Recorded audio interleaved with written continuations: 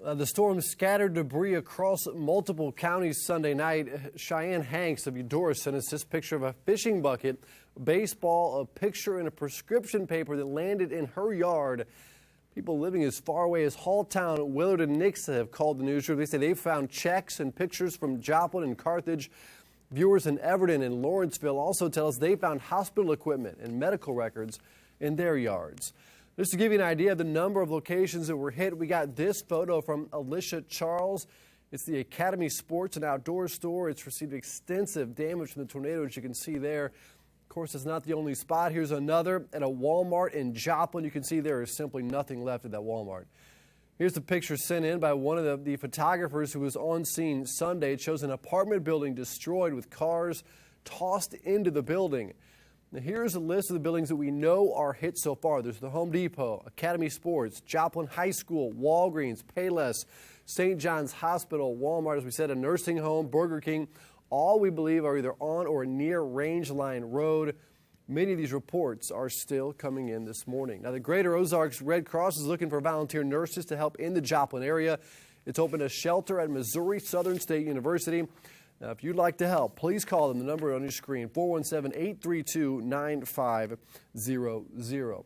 Well, people in Joplin are waking up to face the reality of last night's deadly storms. Kevin Schwaller also live in Joplin this morning. Kevin, what are you hearing from people out there?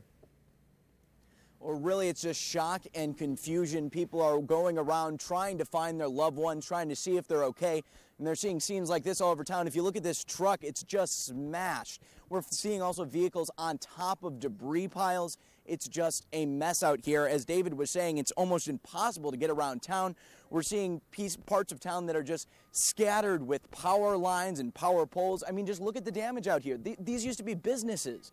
I mean, they're just completely leveled. There's an Aldi's over here that is gone. And we've been talking to people who say they've been in the search efforts out here. The National Guard were actually going through to these rubble piles, asking people if they were there, saying hello, hello, as they searched with their flashlights. Now, here was the scene, though, earlier today when we first got to town. Scenes of devastation. The smell of gasoline left from the freshly pulled off branches and leaves filled the air. Cars were tossed around like toys. Neighbors lined the streets. People packed pickup trucks, searched and offered their help. Near the Home Depot in Joplin, where we are now, emergency workers set up an initial triage. Crews from Oklahoma and across the Ozarks poured out to the site. They loaded waters and prepared to care for the area's injured.